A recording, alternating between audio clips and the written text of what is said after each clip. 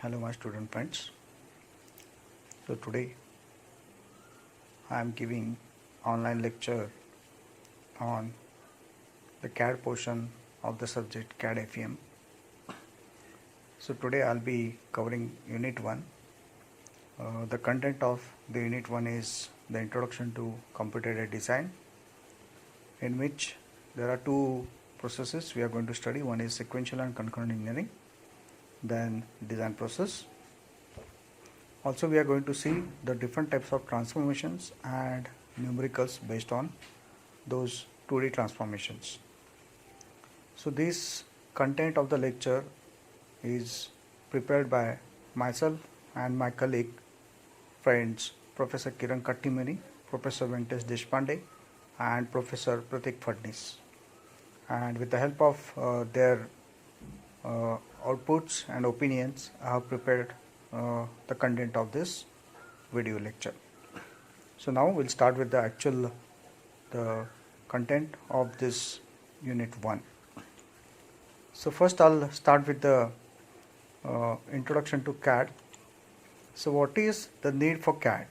So basically there are three primary phases of the product design. One is product identification, second the design and optimization engineering, third the drafting or the final layout of the component or the product. The design related tasks performed by modern CAD system can be grouped into 4 areas, and those 4 areas can be broadly given in the design process. So the design process starts with the need. So whenever there is a need, or whenever you identify the need for the product design, then the design process starts.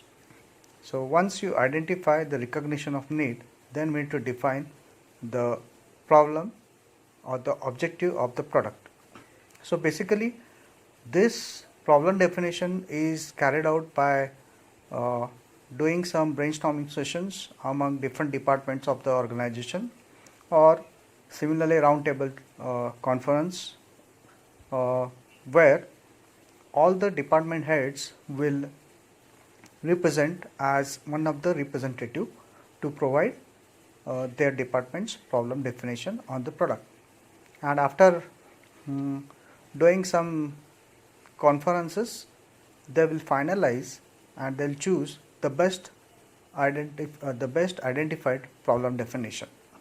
And once you identify the problem definition, we need to do different analysis and synthesis on that problem definition, so that we will have a foolproof product. So what are different types of analysis that can be performed on the product? So first it goes by the geometric modeling, that is where we are going to finalize the dimensions of the product. Then we'll be putting a particular model that may be a 3D model of the product which you are planning to design or manufacture will be ready in the computer graphics and modeling.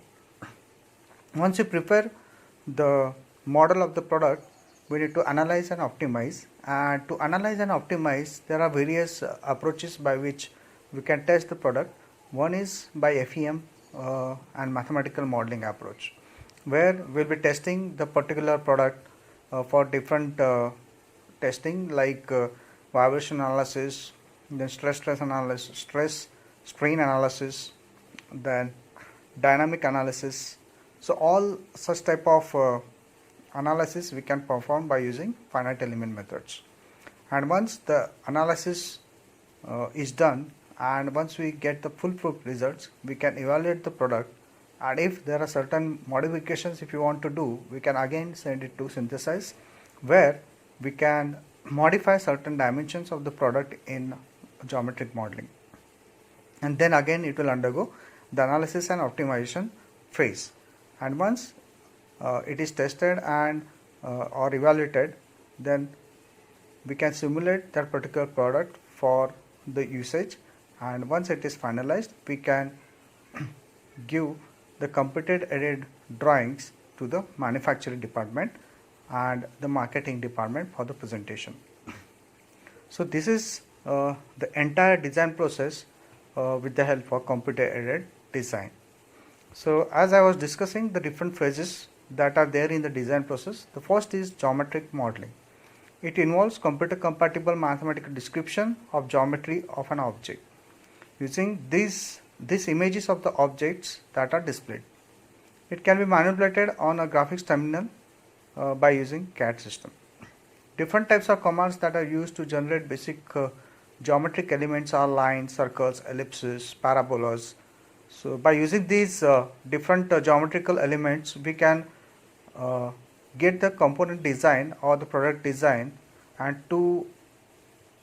along with this we can accomplish certain transformations like rotation, scaling, translations, then mirror, reflection, shearing. All these different transformations will help to join various elements of the given component to give the final object or the final product. So there are different types of entities that are being used, and those entities are wireframe entities, surface entities, and solid models.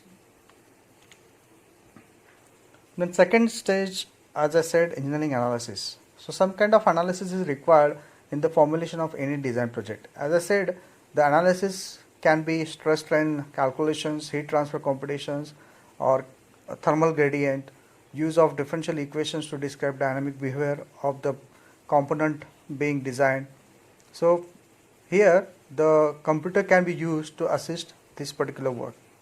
In the third phase, to design, review and evaluation of the component that is being designed. In this stage you can check the accuracy conveniently on the graphics terminal. So also you can give different types of dimensioning, and you can check different types of dimensions. Also you can give tolerances so that we can reduce the errors during manufacturing. Also you can particularly design can magnify any details and closely scrutinize the magnified images. Animation, gear simulation, tooth hole checking, etc. can also be done with the help of evaluation process. And finally, the fourth stage, that is nothing but automated drafting or computer aided drawings. So this procedure helps in saving a lot of time and labor. Computer aided drafting is known as design workstation. So computer aided workstation is the interface with the outside world.